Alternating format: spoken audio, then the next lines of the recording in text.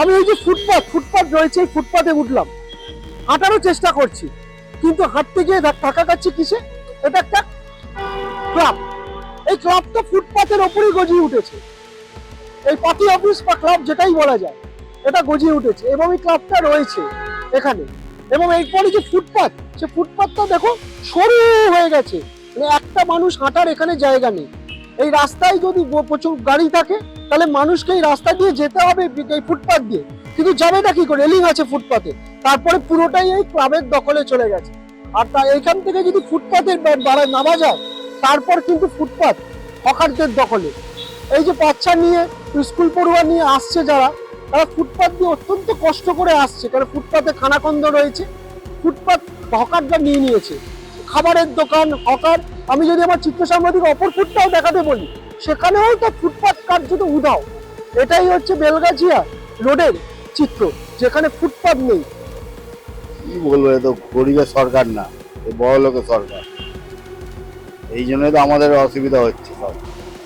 না, একটা সরকার একটা বলছে যে আপনারা একটা মিনিমাম যে আইনটা আছে, সেই আইন না মেনে ফুটপাথে ব্যবসা করছে। এ তো আজকে দিয়ে হচ্ছে না, পরপুরুষ করে আসছে। আমরা নতুন করে করছি না এটা, পরপুরুষ আমাদের করে আসছে। এই আমাদের মিনিমাম তো আমার বয়সের ওভার হয়ে গেছে এই আমাদের এটা।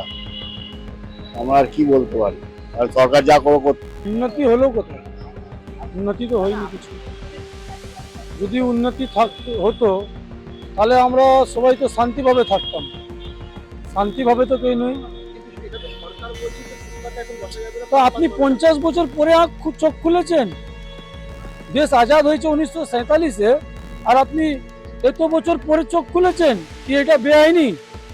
তার মানে কি এর আগে যে যত লোক ছিল তারা কি বুঝতে পারলো না এটা বেআইনি আছে? আপনি 30-40 বছর আগে অ্যাকশন নিলেন না কেন? তাহলে আমরা কোনো আরো রাস্তায় থাকতাম আজকে। বেআইনি হচ্ছে তো, আস্তে আস্তে প্রোগ্রেস হচ্ছে।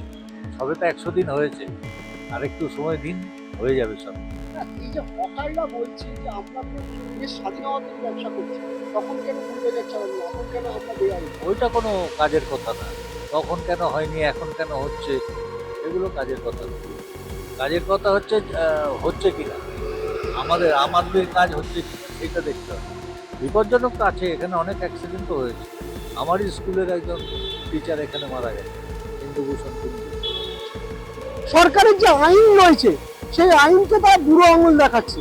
45 মিটার বসতে হবে, 1/3 এক ভাগ ছেড়ে দিতে হবে, এবং গুরুত্বপূর্ণ রাস্তা থেকে অনেকটা ভেতরে বসতে হবে, কোনোটাই এখানে মানা হচ্ছে না।